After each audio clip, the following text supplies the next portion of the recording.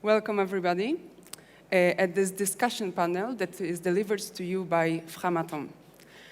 The topic of our discussion today is contributing to the future of nuclear energy as a safe, competitive, and reliable low-carbon energy. I guess I don't need to remind any of you that the IPCC report states clearly that to keep the 1.5 degree Celsius alive, all the 4 illustrative pathways that were developed expect the nuclear to grow its capacity from 98% all the way to 500%, depending on the scenarios. So today with us, we have several executives who are very dedicated with their vision, objectives, and actions to make this future of nuclear energy a bright one. So please welcome on the stage with me the chairman of the roundtable, the CEO of FRAMATOME, Bernard Fontana.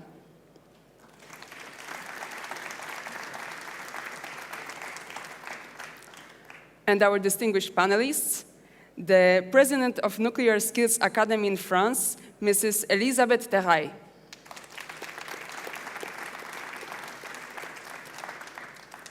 The CEO of Thermocoax, Mrs. Ines Amon.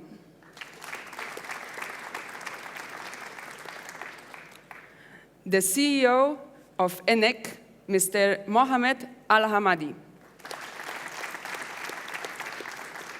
And we have one more panelist with us who unfortunately could not join us in presence, who is the Mike Renchek, the president CEO of Bruce Power.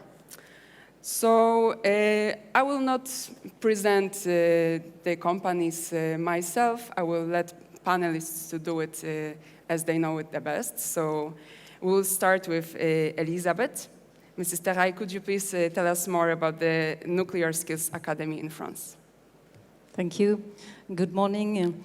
The Nuclear Skills Academy was created very recently in April 2021 in the French context of the life extension program for the existing fleet confirmed in last February for the 900 megawatts and the perspective of the new build announced by our government. And this context means a significant increase in our need for specialized skills and resources. And the aim of the Nuclear Skills Academy is to provide new answers to be able to ensure in the long term jobs, skills, and training. It gathers 12 founding members from the industry, but also training operators and employment agencies. And the objective is to increase our impact together, both nationally and locally. And we have two main orientations. First, to highlight trainings, jobs, and career opportunities among a large audience to reinforce the attractiveness of the nuclear industry. And second, to support a coherent development of new training centers and programs. Thank you very much. Mrs. Amon, Thermocoax, please tell us a little bit about the company. Good morning, everybody. I'm the CEO of Thermocoax. Thermocoax is a leading player in the industry, the nuclear industry. It is also a key player in the design of engineered solution for mission-critical applications, mainly. And as such, it is providing high added value industries in the nuclear, but in other sectors as well. Actually, Thermocoax has a really key positions and specifically a strong and sustainable position within 4 main sectors: the nuclear, the aerospace and the defense, the semiconductor industry, and the premium industries.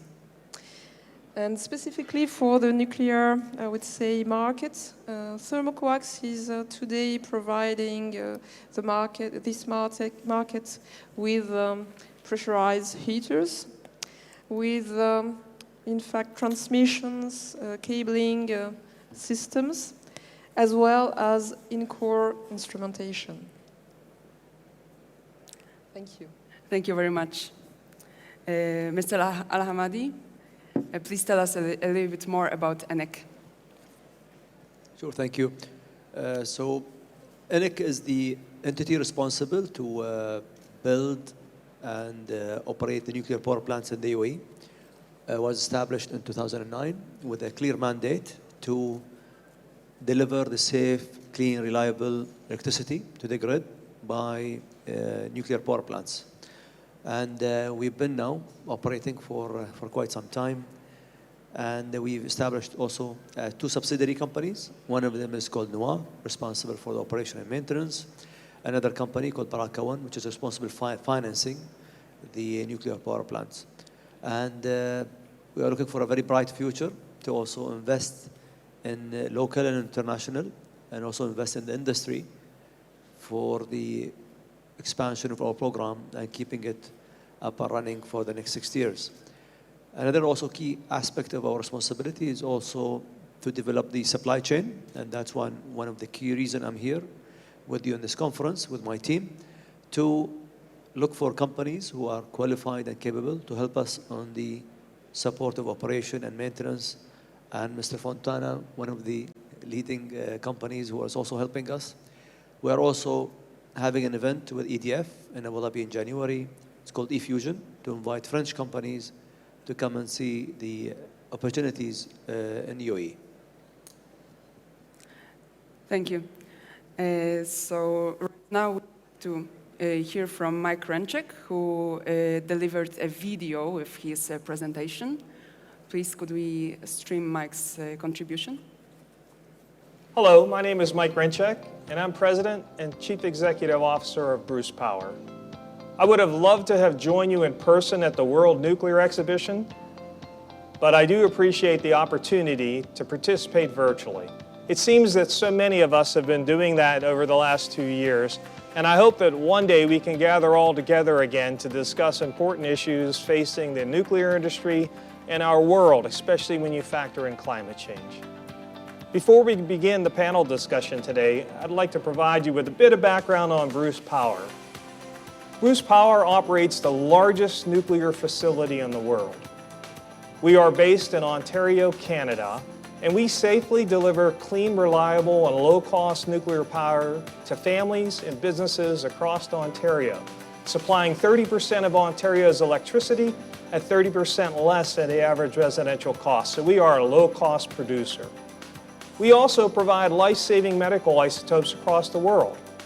We are Canada's only private sector nuclear generator, and also we're refurbishing our units and extending the life of our operating reactors all the way out to 2064. And through that program, we are supporting Canada's largest private sector infrastructure project, investing about $13 billion through 2033. As you can see, this is an exciting time for opportunity here in Canada. As we like to say, we're providing clean energy, supporting climate change. We're saving lives every day through clean air, clean energy, and life-saving medical isotopes. And we are really looking through our life extension program to carry this on for many years to come. We'll power Ontario forward through nuclear energy, and we look to be here a long time. Thank you.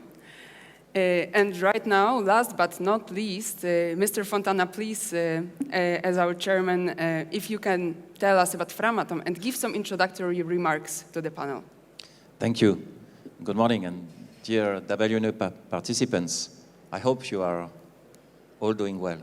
I am happy to be here with you to exchange on how we may contribute to the future of a safe, competitive, and indeed low-carbon nuclear energy generation.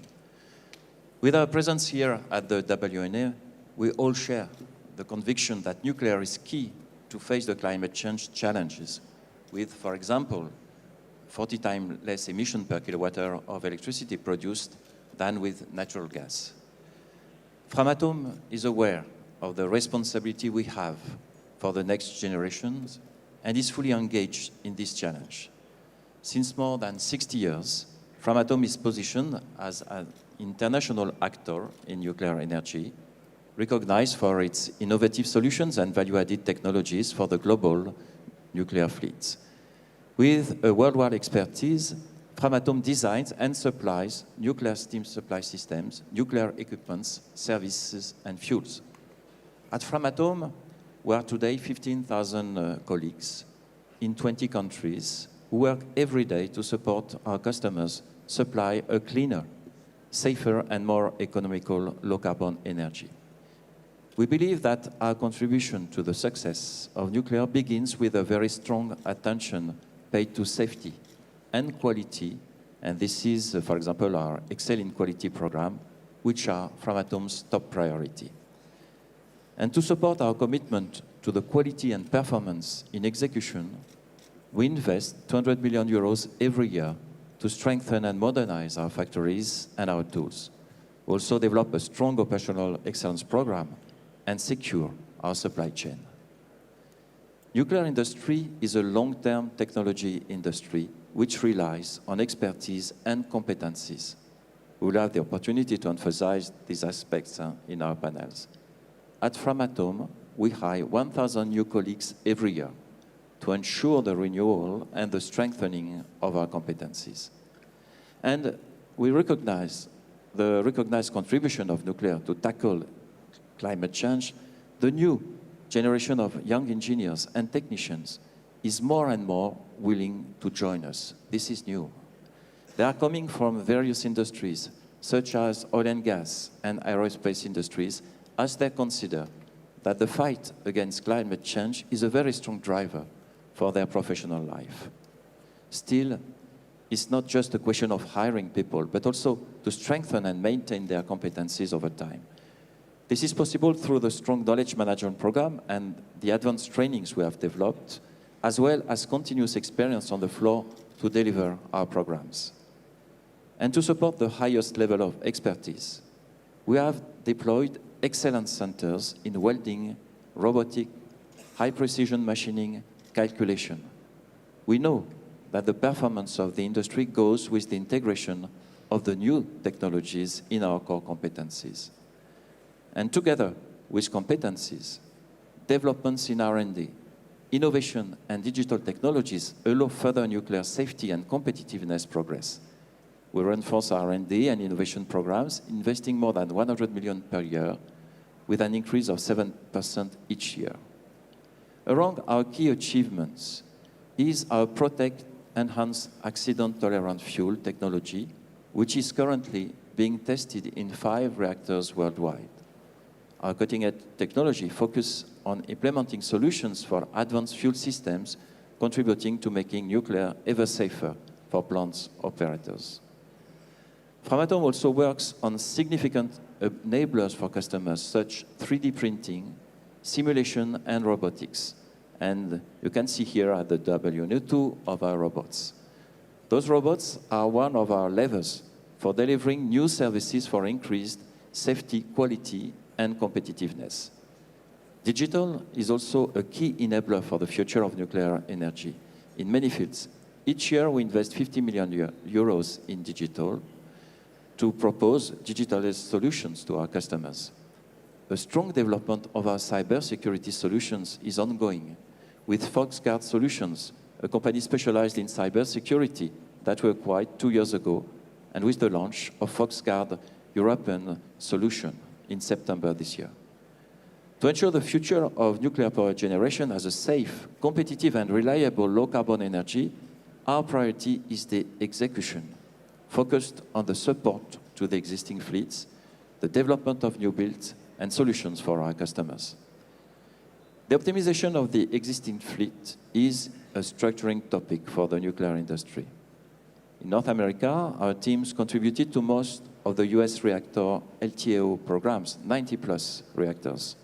In France, Framatome is fully engaged in the EDF Grand Carénage, a large industrial program aiming at pursuing the operation of the fleet beyond 40 years. In the world, some nuclear power plants have currently historical instrumentation and control system. We support our customers by developing and implementing worldwide digital instrumentation and control, which brings safer and more efficient operations. And with the recent acquisition of Rolls-Royce Civil Nuclear, we are thus strengthening our skills and extending our portfolio of instrument and control solutions. And to allow competitiveness and optimal combination with more renewable on the grid in a low-carbon energy mix, we continue to deploy flexible operation technologies. Altogether, we have a role to prepare next generation of nuclear power plants. The whole nuclear ecosystem needs to work closely between industrial partners and operators to address their future usage and needs. Advanced reactors and SMRs will be part of these future requests, such as for specific localizations of power needs. We contribute in France to NUWARD, the French SMR program. We also contribute with the technology bricks to several other SMRs and advanced reactors initiatives worldwide. With the creation of our design school, we design complex systems up to the reactor level by using the most modern and state-of-the-art methods, tools, and practices. In November, we have graduated the first promotion of the design school. And of course, we are fully engaged in the EPR's program, where we design and produce the nuclear steam supply system. Finally, the public acceptance remains a key aspect for our customer and for our nuclear industry. I wish to illustrate here two domains in which we are deeply involved. FRAMATOME provides support to several waste storage programs and agencies. The second is the medical care. Indeed, in addition to the role of the nuclear for a low-carbon energy, its contribution for the medical industry needs also to be highlighted, and Mike Redcheck did it in his introduction. We have launched this year FRAMATOME Healthcare, a brand dedicated to our solutions harnessing the therapeutic power of nuclear industry. With our joint venture, Isogen, at Bruce Power, which work there, FRAMATOME contributes in particular to the production of medical isotopes used in the diagnosis and the fight against cancer. Each year, 30 million of our 45 million nuclear medicine procedures worldwide for cancer diagnostics are performed with targets we manufacture at Cerca in France.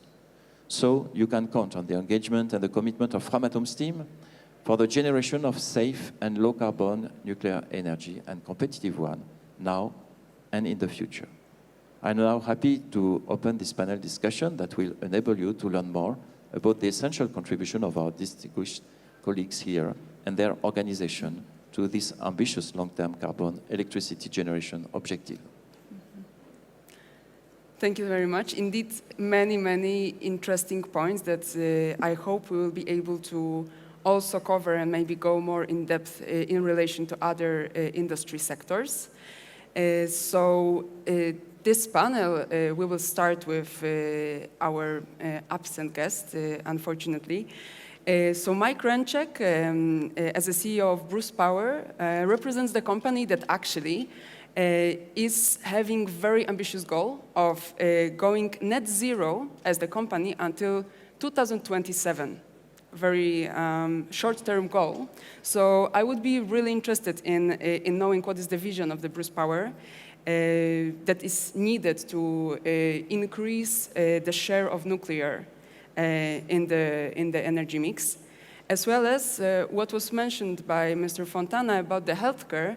Another of the objectives of Bruce Power is actually production of the medical isotopes. So I would know a little bit more about this and this mission of Bruce Power as well. And we look to be here a long time into the future. Here at Bruce Power, we think we need to lead by example when it comes to combating climate change. So although you'll hear Canada talk about a net zero by 2050 and a net zero by 2035, we think our strategy here at Bruce Power is to really lead by example and publish and push for a net zero by 2027. Now we can do this by achieving a reduction in our emissions from our site operations.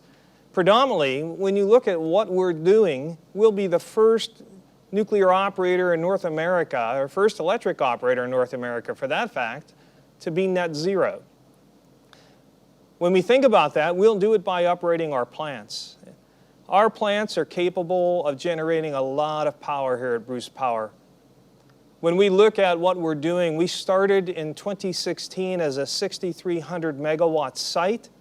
And as we look to the future, we see ourselves going up to 6,780 or 7,000 megawatts through our life extension program.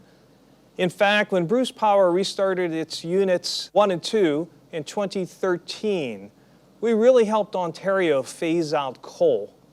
And that was made possible by adding this extra energy into the electric system, and really served a major purpose in cleaning up the air here in Ontario, predominantly in Toronto, which had 53 smog days a year at that time. Now we have 0.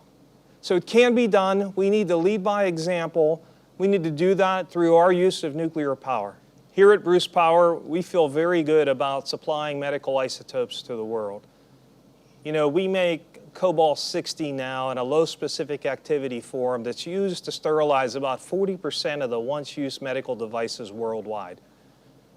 In fact, in 2020, during the pandemic, we did 2 cobalt-60 harvests where we believe it was used to sterilize in the vicinity of 24 billion pairs of surgical gloves or swabs. And we feel very fortunate to be in this situation, to be able to provide such a needed service throughout the world. But you know, we're not just stopping there. We're installing a new production system here at Bruce Power. We will be able to make new cancer treatments throughout. Cobalt-60, a high specific activity form that we make today, is used to treat brain tumors and breast cancer. And with this new production system, we'll move into lutetium-177, which is used to treat prostate cancer, and through a new and emerging technique called theranostics that's being developed here in Toronto at the University Health Network that will be able to do both diagnostics and treatment at the same time. It's an exciting time for our industry to not only provide clean, reliable, and affordable electricity to help combat climate change, but we can also save lives every day through our participation with the medical community, through both sterilization and cancer treatments. And I think it's this value statement when we look at our nuclear industry going forward. We're going to play a much more important role for society, not only today, but well into the future. Thank you. And still staying in this low carbon topics, I would like to ask Mr. Al-Hamadi.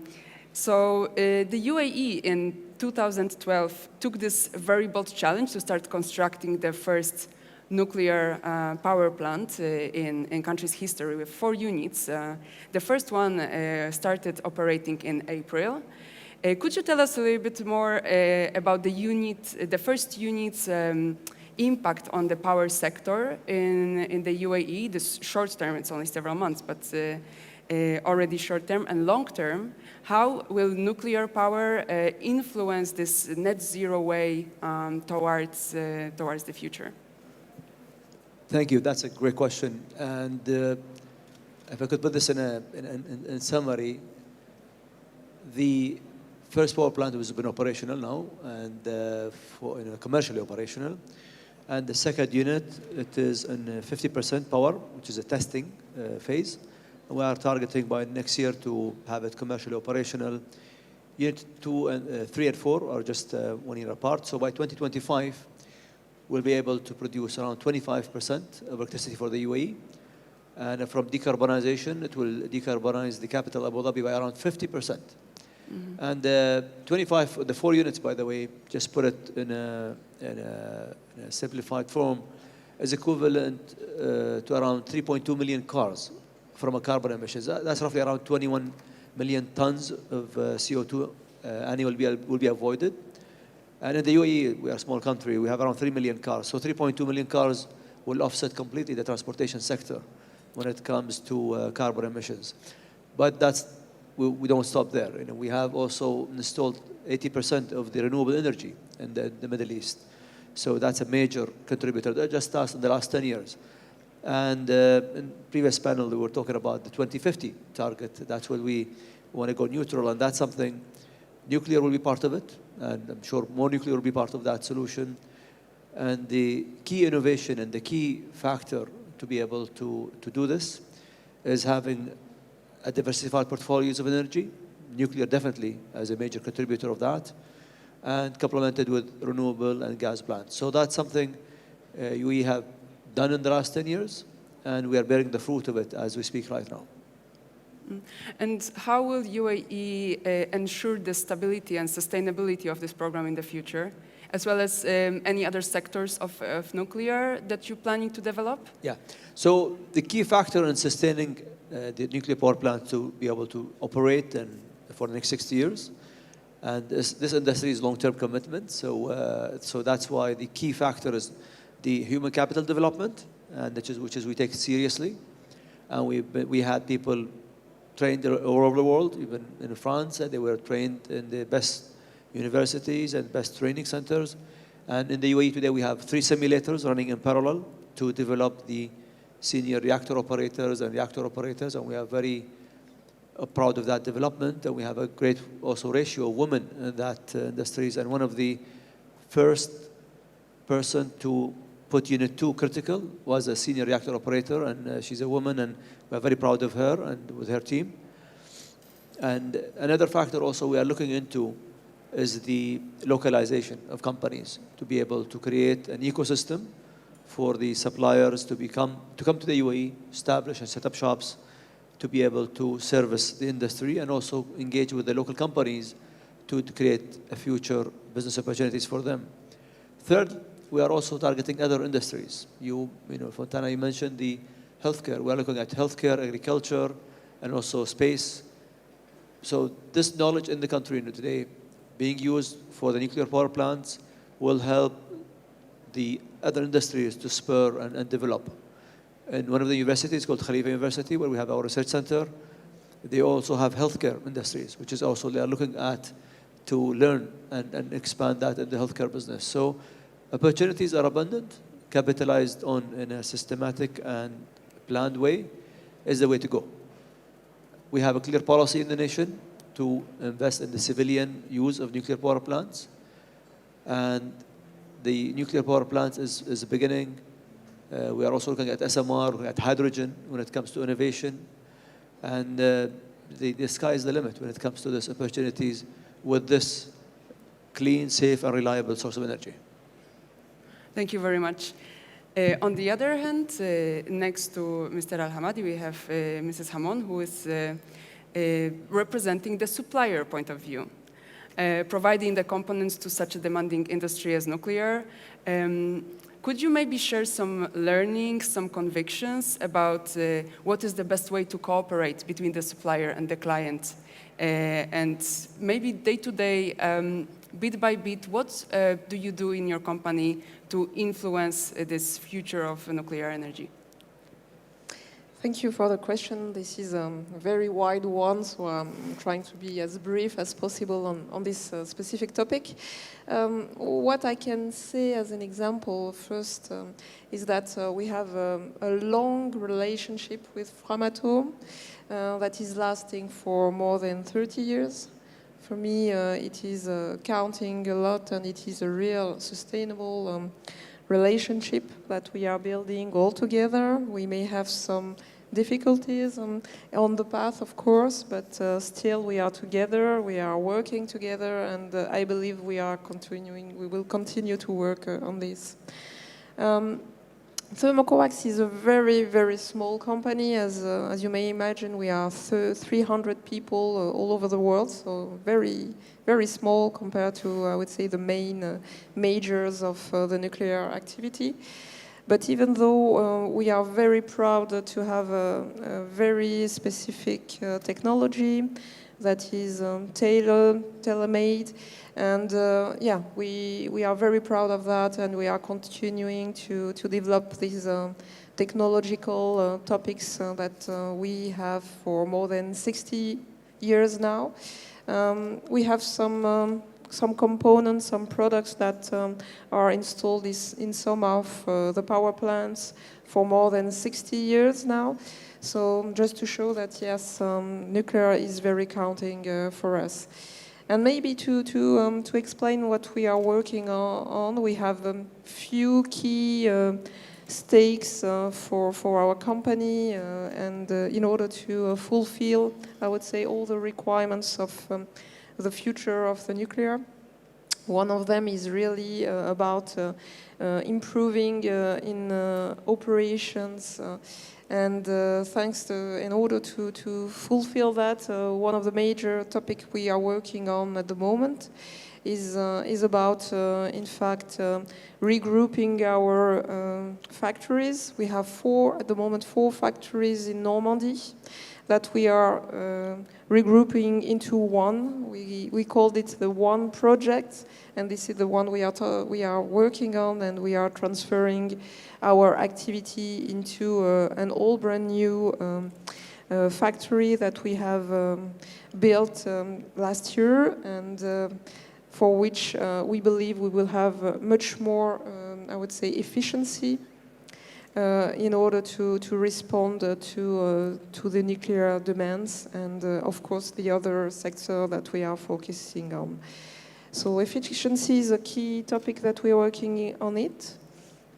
In the meantime, I'm just coming back to what Mr. Fontana was saying about, in fact, digitalization, because it's the second real stake that we are working on at the present moment. It will be a key project for next year, starting in January, because to be clear, this is the modern nuclear sector that we want to show.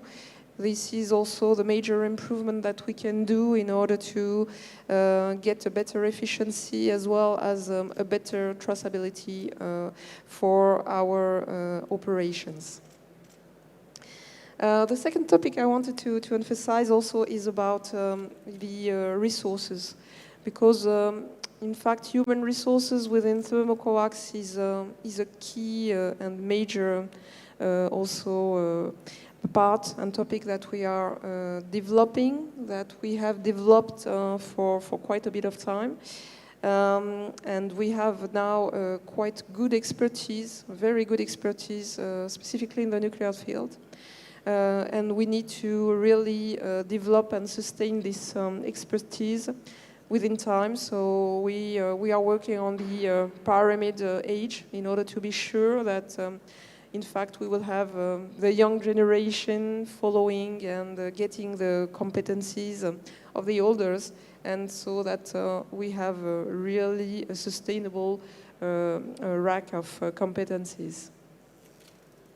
Thank you very much, and that's it. Every sector of nuclear industry needs to ensure the retaining of the competencies and efficient knowledge management.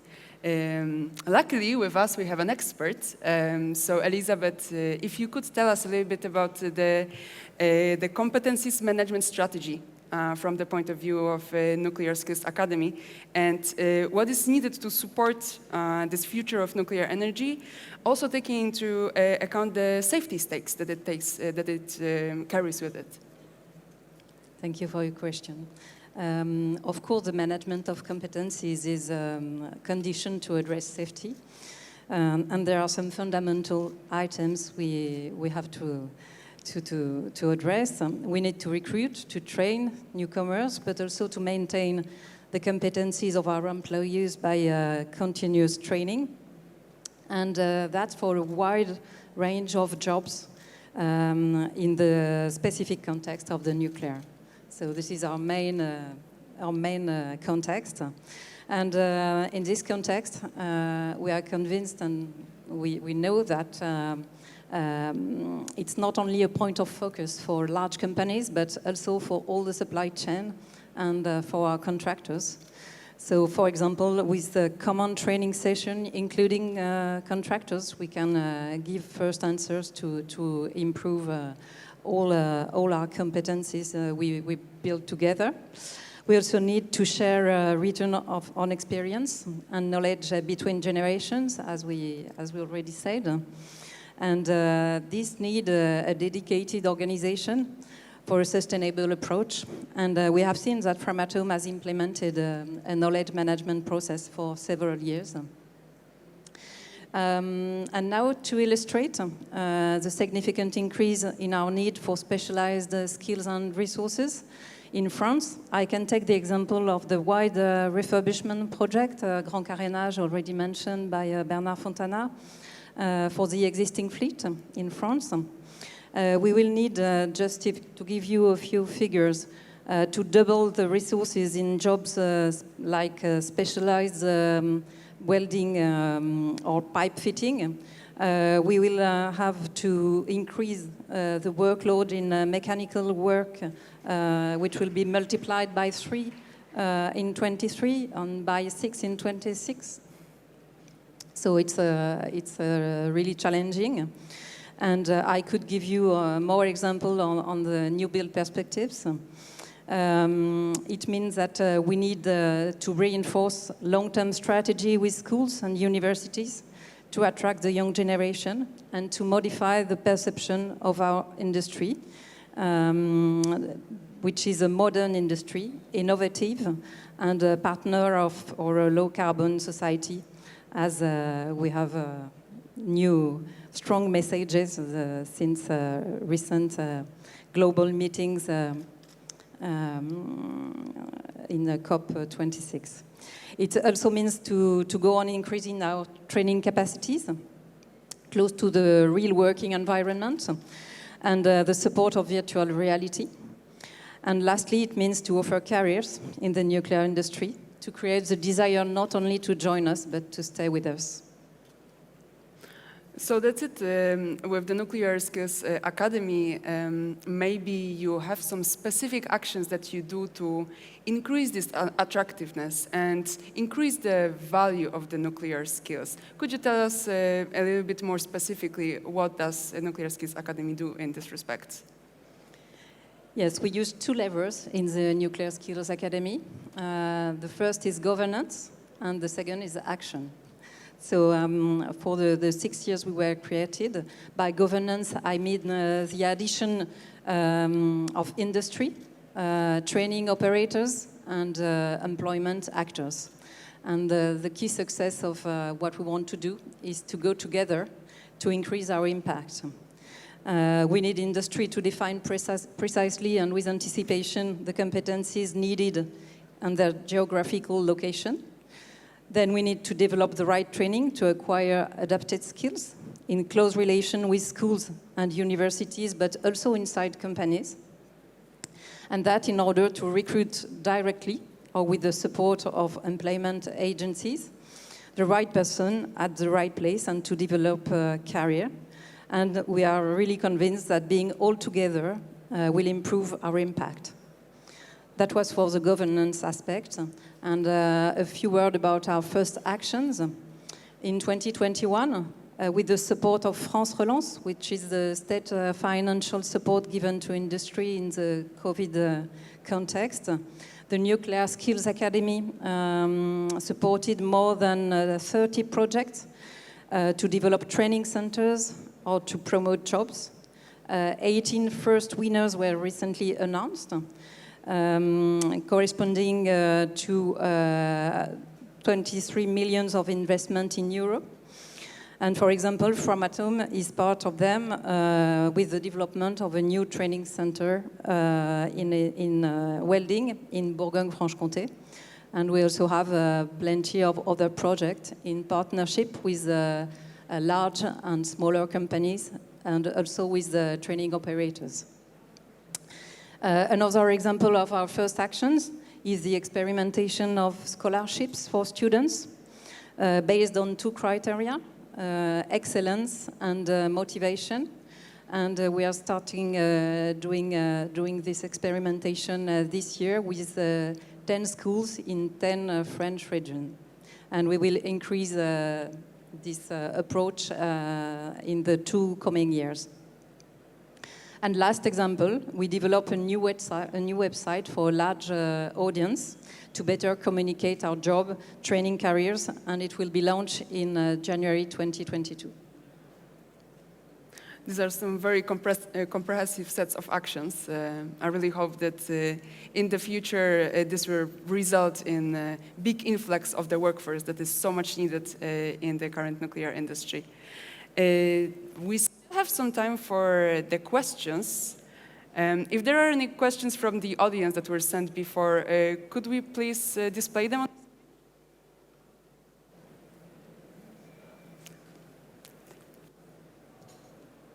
Thank you very much for the...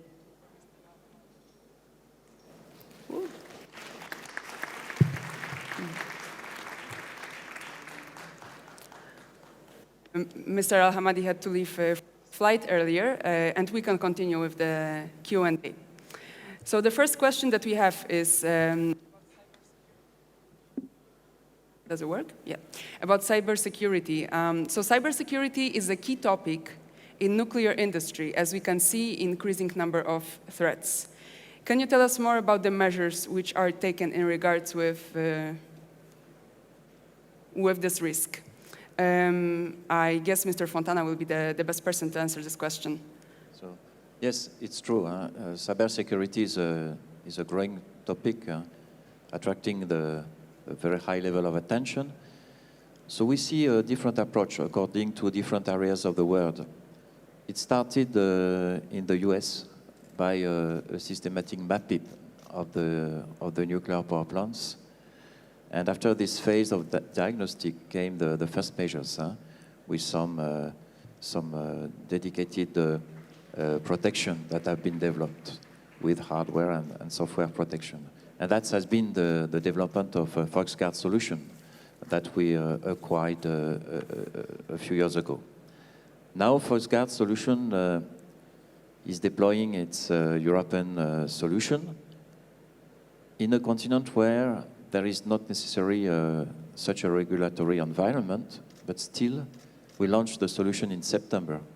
We get a lot of attention, and they already got contracts. So people are working even without this regulatory environment. So it's not only a question of diagnostic, of approach with patches. It's also to integrate this, and this is systematically done now in the new build. This is systematically done in the modernization of the control command systems, for example. And it's a large area. You can have probes and a lot of technology that can be addressed. It's also a question of culture, behavior of the employees, which is a vast program too.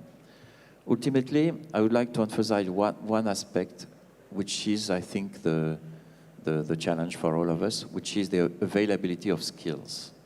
Those skills are rare. There is a competition for them.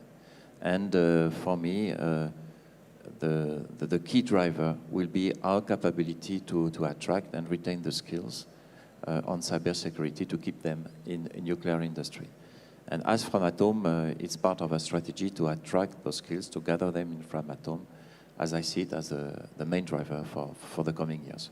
Programs we will do and develop, let's make sure we have the skills. Thank you very much. Will we still have time for one more question? Great, thank you.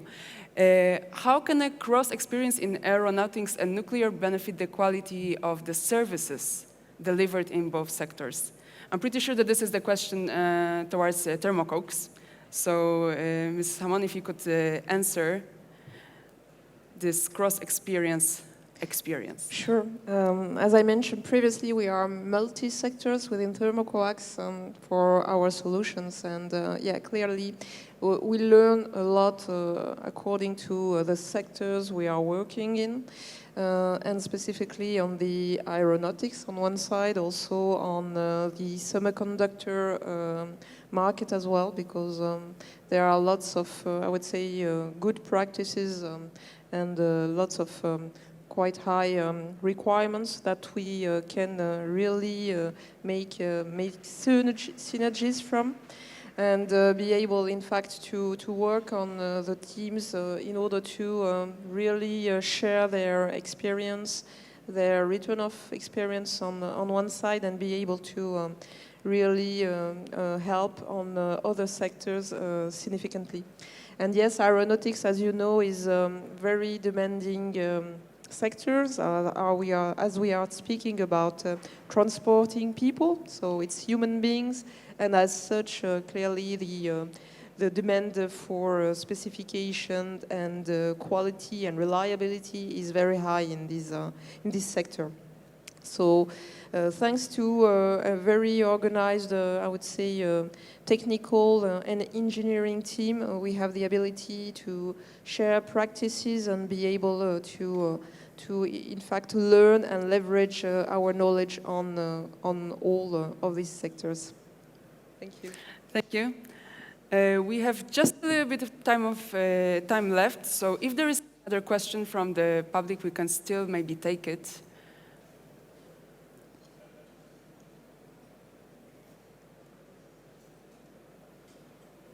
Oh, great. Okay.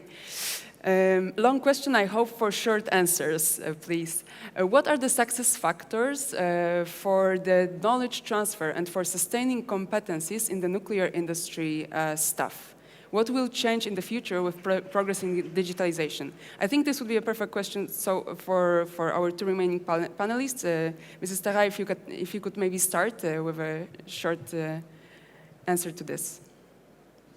Thank you for this question. Yes, it's a very important topic. We already quickly mentioned it, but if I can say a few words to start, it's just that when we started to the construction of Flamanville 3, we realized that most of the people we were previously here were retired. And it's really a key topic for us after this construction and all the feedback of other new projects to capitalize on this experience. And what is important is to have a digital support, to have a process for a sustainable approach, but also it's a change of mindset, and it's really a cultural approach we need to install. We have to find a better way to have the access to knowledge, also to share this knowledge, but also to have the new mindset for each of us to not only to work and to acquire competencies for yourself, but also to not only to reach the short-term goal or objectives, but also to organize the transmission when you're working. Thank you very much. Mr. Fontana, would you like to rebound on it? Yes, briefly. For me, I see as success factor a clear priority, very strong processes and programs, anticipation also of this subject. I believe also excellent centers where you can build over time, because it's not 1 year, it's year after year that you can achieve this. And clearly digital helps with the films, with MOOCs, wikis, simulators. And I was so happy yesterday to see that one WNE award was given to the CEA for their MOOC. And it's a very good tool, and we use the MOOC of the CEA, by the way. So just a simple example, yeah. I will leave the word with you, the final remarks, please. If you could recap, make some conclusions from this session that we just had. So this is a long journey of high-performing people and technologies for safe and competitive nuclear power plants worldwide. And the reinforced commitments and announcements of nuclear projects all around the world are good news for the next generations and the nuclear industry. Now it's our responsibility to address it, to address the challenges ahead of us, and to deliver. During this panel discussion, in addition to safety, we are, for instance, exchanged about competencies, quality, innovation. I've mentioned also the robustness of the supply chain, because it's not one company, it's a full supply chain that works. This will be key to support the existing fleets and the development of new builds and innovative solutions.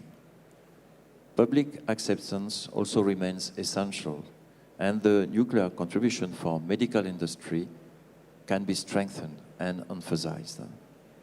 I trust in the engagement of our global community to contribute to meet the climate change challenges. I thank all of you for your attendance to this panel, and I wish you a fruitful WNE 2021. Thank you.